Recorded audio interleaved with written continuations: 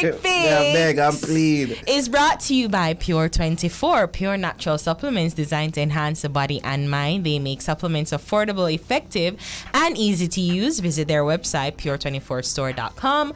Products shipped worldwide. And of course, you can use our code THEFIX to get 15% off all items.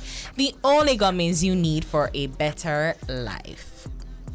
Also, Quick Fix is brought to you by Prison Marketing Consultants, the public relations and media platform catering to the Caribbean diaspora. You know, I was having a quick phonics lesson the other day, right? And it is when it's like a short A, like the short A. Oh my God, I forgot the lesson. Can we just get into Quick Fix, please? Oh, Quick Fix is a roundup of the news that we missed throughout the week, so we're just gonna jump right into it. So, Nicki's Fine 9. Did you hear about this remix, Naro? I heard about the remix. Okay, so Nicki Minaj has released a new remix of Skanks. I don't think it's Skanks anymore, but Skanks the Commiss on Thursday, October 6th. Dubbed the Fine 9 remix, the ensemble features Spice, Pampute, Lisa Mercedes, Dovey Magnum, London Hill, Lady Lashur, Destra Garcia, and Patrice Roberts. The new release still includes original vocals from Skeng on the Drop Top and the Truth Records produced rhythm.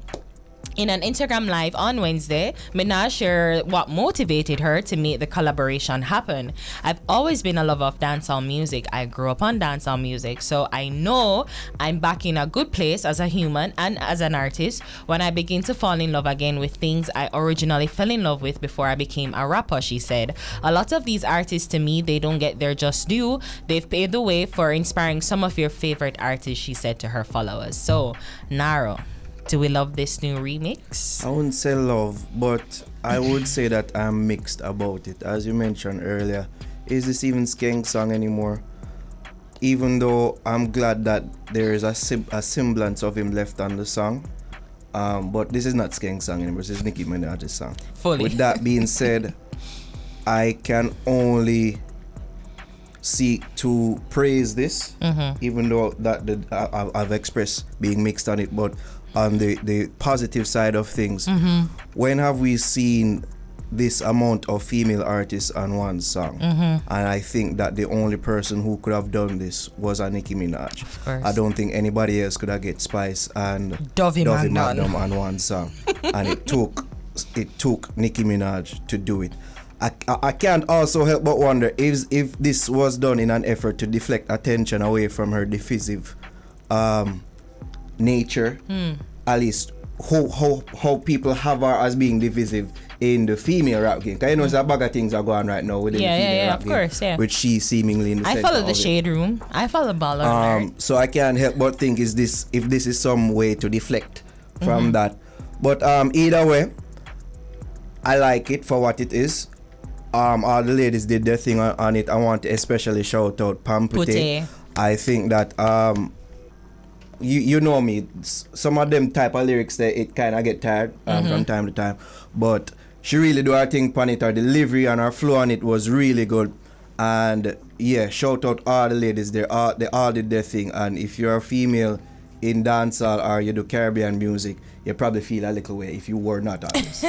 I mean, so this was like the Avengers of ladies coming together. It was a good look for Caribbean music on a whole. All right. Well, yeah. For the most part, I agree with you that it's no longer Skeng's song. Obviously, it's Nicki Minaj's song. But I'm glad though that Skeng is credited at least on this remix, this version of the remix, as well as the producers who, you know, they're doing great. They're gonna get credited either way. So you know, it's I see that it's charted #1 on iTunes, and I think it soon probably get charted on Billboard. Cause let me just confirm here. I think it's #1 on hip hop iTunes. I think. Yeah. I think so. Yeah. If I remember correctly. So she said that the chart data tweeted Nicki Minaj extends her record as the rapper with the most #1 song in US iTunes history, and 31. And you know, the blurb on Shade Room says that this is majority of the 13 women on her Little Miss and Super Freaky Girl remixes their first #1. So it's a good look again for, as you said, Spice, Dovey Magnum, Pampute, The Feet. I love the song. I personally love the song, you know. They did well on it. So it's nice to see it. It's nice to see this. It's like Caribbean link up. So yeah. Yeah, and the Bestie finally get our collab, right? Yeah, it's #1 on all genres on iTunes and #1 hip hop in US iTunes. Yeah, so I hope that this does well and even charts on Billboard, because that would also be a great look for every girl featured here. Yes. For them. All right, so moving on to Cela Marley. She wears Yeezy's White Lives Matter shirt. So Cela Marley, for those who don't know, she's the granddaughter of the late king of reggae, Bob Marley, right? So she has responded to naysayers who have been dragging her for the last 2 days for wearing a Kanye West design White Lives Matter shirt at the rapper Yeezy fashion show in Paris on Monday. On Twitter, someone wrote, just 2 years ago, Cela Marley was marching in them streets, dodging bullets and choking on smoke grenades for George Floyd. Now she's putting on a White Lives Matter shirt for Kanye West. I know Bob Marley flipping in his grave. Cela, however, hit back on Tuesday via Instagram account, saying the past 24 hours has allowed me to realize that most of y'all stuck in a hive mind mentality. She said, you do what the group tells you to do and think what the group tells you to think. Witnessing someone break free from the quote-unquote agenda sends you all into such a panic that you will do whatever it takes to force them back into the box that you feel they should exist in. She ended her long post with, if you know me, you know I do nothing without deep thought and intention. Wait till you hear what I have to say. So, first of all, I think this shirt, this statement is disgusting, to say the least. Kanye West is a narcissist. This is any psychologist and psychiatrist will clinically diagnose this man as a narcissist. I follow Tamika Mallory. She is a black activist in America, and she said something that this shirt is almost like a verbal violent assault on black people, especially in America, because this saying White Lives Matter or All Lives Matter wasn't coined until black people started to say Black Lives Matter, and obviously it's supposed to be a contradiction to that, and I mean, you know, it goes further than to say All Lives Matter. So Kanye West clearly knows what he's doing. He's an attention seeker. He knows that this will get people talking. Bring it locally or bring it in our context with Cela Marley. It's quite disappointing to see that she is endorsing this and excusing the behavior. I think I would have been more appreciative if them just say, you know, like, I'm just here doing it, you know, but to go to them way to try and vehemently like excuse or validate or like excuse and say hive mind and the agenda, it's really disgusting, because you know exactly what they're doing. It's trying to be this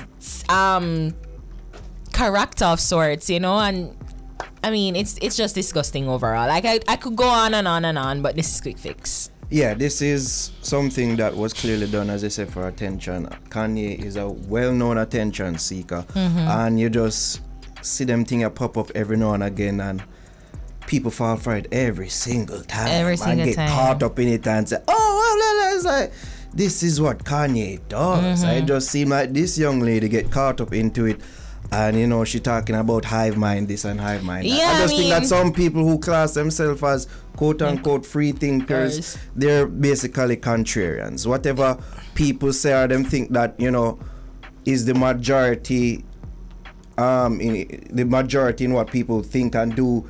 They just want to do something different because them want to be a contrarian. Yeah. You know, I'm all for, you know, thinking for oneself, of course, but you know, with some of them things I just see through them for what they are. Right is right and wrong is wrong, and you know, this statement, as Tamika Mallory, she put it quite beautifully, that it's literally a violent assault on black people in America. Not all four of them fight over for George Floyd, not just a year ago, you know. So to see this come out now and people are like trying to excuse this, I mean, can't argue them people. All right, finally, Dancing King Ding Dong is back with another dancing challenge called The Elbow. Did you see this, Naro? He recently shared a video on his Instagram page with the caption at Dante Ravers with the elbow. Let's go. Hashtag elbow challenge. Hashtag Ravers Clavers. Moonwalk like Michael Jackson. So in the video, the Ravers Clavers, the group, can be seen showing off the new dance move called elbow. However, some fans aren't impressed with the dance move and think it's recycled. So yeah, what do we think of the dance, Naro? I mean, this, I can't help when I saw the dance to think of Elbow Them. The Elbow Them was a dance, right? Yes, Elbow Them. If you know I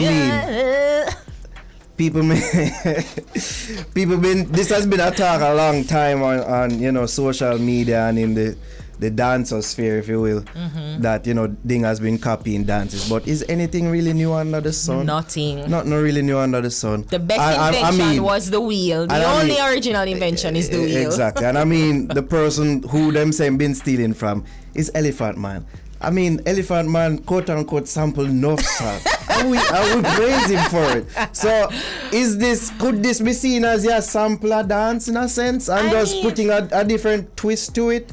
I think that the twist is like the other additional dance move, but I just thought it was like a choreography. But there's the elbow that they're promoting, which is the elbow. This is true. Elbow game, like it's the same thing. To me, the dance took full, but it's simple enough, and I think that enough people can catch on. So, if it's derivative or not, the people decide if this is a hit dance or not. Want to take on to. Well, I'm thinking, generational, because as a millennial we know, as we say, elbow them, but Gen Z probably don't know elbow them. Yeah. So this is clearly for the TikTok generation. They're gonna have I guess a fun time with it. They're gonna come up with their own twist and something that you're saying it's derivative. No, it's a complete actual knockoff. Like, it's the same thing. Elbow them.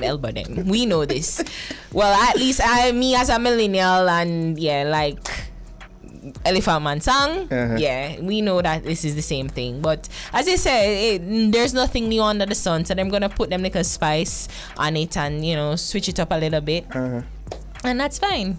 Yeah. Shout out to the captain.